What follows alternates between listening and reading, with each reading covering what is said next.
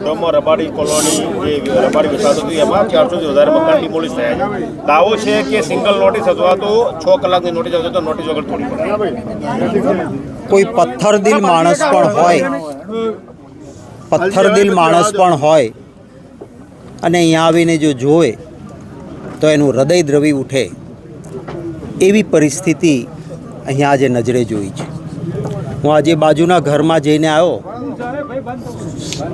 એ વિધવા માં, ઘરમાં એક સગર્ભા બહેન, નથી સરખું રહેવાની જગ્યા, એક પણ સંડાસ બાથરૂમ નથી રહેવા દીધું. અમાનવીય રીતે આપણે જ્યાં બેઠા છીએ આ બધી જે તોડફોડ થઈ છે, અહીંથી થોડા જ પગલાં ચાલો તો મોટો રોડ ત્યાં નીકળેલો છે.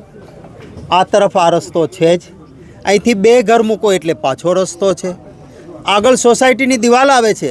આ નવો રસ્તો કરવાની શું જરૂર હતી તમારે, મને કોઈ કહેશે ખરા? માત્ર એટલા માટે કે અહીંયા એક યુવાન આ આખા વિસ્તારમાં ડિમોલિશનની વિરુદ્ધ લડતા હતા એટલે એનું ઘર તોડવું છે.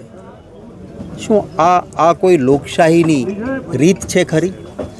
આથી પાછળના ભાગમાં અમે ગયા, ત્યાં દલિત સમાજના સદંતર ગરીબ પરિસ્થિતિના લોકો સાવ નાની નાની જગ્યામાં જ્યાં 30 ફ્લોટ ફળવાયા હતા, આજે 2 કે 4 ભાઈ થયા હોય તો એક ઓરડી કરીને રહેતા હતા. એ દલિત સમાજના ભાઈઓ હતા. એમના મકાનો ત્યાં તોડી નાખવામાં આવ્યા. કોઈ ક્યાંય નાનું એવી વસ્તુ ભાડેથી મેળવીને એમાં થોડી ઘણી ઈંટ પથ્થર ભેગું કરીને રહેનારો, કોઈ ભરવાડ સમાજનો ભાઈ, કોઈ બક્ષી પંચનો ભાઈ, 4 ક્ષત્રિય સમાજના પરિવારો, મોટા ભાગના અહીંયા રબારી માલધારી સમાજના ભાઈઓ. આ કોઈ આતંકવાદીઓ નથી, આપણા દેશના નાગરિકો છે. 1952માં દેશ આઝાદ થયા પછી જે રીતે માલધારી સમાજના ભાઈઓ માટે આ જગ્યા આપવામાં આવી હતી, એમને કોઈ ગેરકાયદેસર ક્યાંય આવીને ઘૂસેલા લોકો નથી. અને એ સમયે મ્યુનિસિપલ કોર્પોરેશનની આ હદ નહોતી.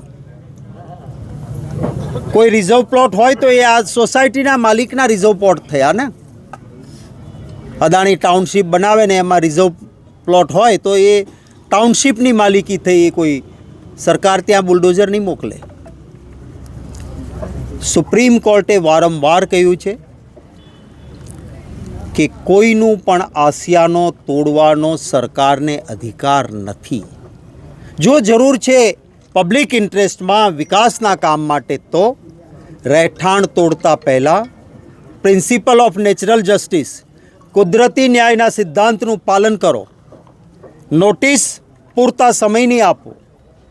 એમને વૈકલ્પિક વ્યવસ્થા આપો કે ભાઈ આ ઘર તમારે દેવું પડશે, સામે તમને અહીંયા રહેવાનું અમે ઘર આપીએ છીએ, કારણ કે પબ્લિકના કામ માટે આ જરૂરી છે. આપો વૈકલ્પિક વ્યવસ્થા, પૂરતો સમય આપો. આ ગુજરાતનો એક પણ પરિવાર જાહેર જનતાના હિત માટે કદાચ ફરીને બીજે રહેવાનું ઠેકાણું આપશો તો ના નહીં પાડે ત્યાં ફરીને જવા માટેની. પણ કોઈ વૈકલ્પિક વ્યવસ્થા આપી નથી, કોઈ નોટિસ નહીં. કોઈકને 1 દિવસની નોટિસ, કોઈને મૌખિક આવીને લીટો તાણી ગયા કે કાલ અહીંયા બુલડોઝર આવશે, અહીંથી હટી જાજો. શું આ લોકશાહી છે? ભગવાન માફ નહીં કરે તમને, મારે કહેવું છે. ભગવાનના નામે મત લો છો ને તમે, તમને અહીં ભગવાન પણ માફ નહીં કરે.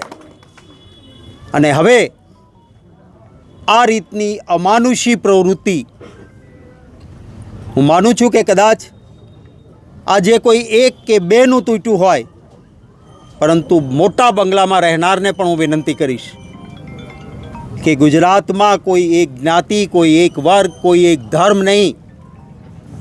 આપણે ગરવા ગુજરાતી તરીકે સમગ્ર ગુજરાત આપણો પરિવાર છે. બંગલામાં રહેતા હોઈને કોઈનું ઝૂંપડું તૂટે તો બંગલામાં રહેનારને દર્દ થવું જોઈએ. સમગ્ર ગુજરાત આ અવાજ ઉઠાવે કે જેથી ભવિષ્યમાં અહંકારથી હિન્દુ મુસ્લિમ કરીને મતો આપણને મળી જાય છે ને આપણે ક્યાં પડી છે, કોના બાપની હાડી બહાર જીતી જઈએ છીએ ને આપણે કોઈ ચિંતા નથી. આ જે અહંકાર છે, આ અહંકારને મારા વહાલા ગુજરાતીઓ તોડે એવો પણ હું અનુરોધ કરીશ, કારણ કે આ જે પ્રવૃત્તિ ચાલી રહી છે એ કોઈ સંજોગોમાં સાંખી લેવાય એવી પ્રવૃત્તિ નથી. અધિકારીઓ સાથે મારી વાત થઈ છે. અધિકારી કહે છે સાહેબ અમે તો શું કરીએ, સરકારનો આદેશ છે, અમે તો કાલ તમારી સરકાર હોય તો સરકાર કે એમ કરીએ ને આજે આ સરકાર છે તો એ કે એમ કરીએ, અમારા હાથમાં નથી. મારે સરકારને કહેવું છે કે સરકાર એ કોઈ સરમુખત્યાર ન હોઈ શકે. લોકશાહીમાં લોકોના મતોથી સત્તામાં બેઠા છો અને જેના મત આશીર્વાદ તમને મળ્યા હોય એના આશિયાના તોડતા પહેલાં તમને કેમ તકલીફ નથી પડતી?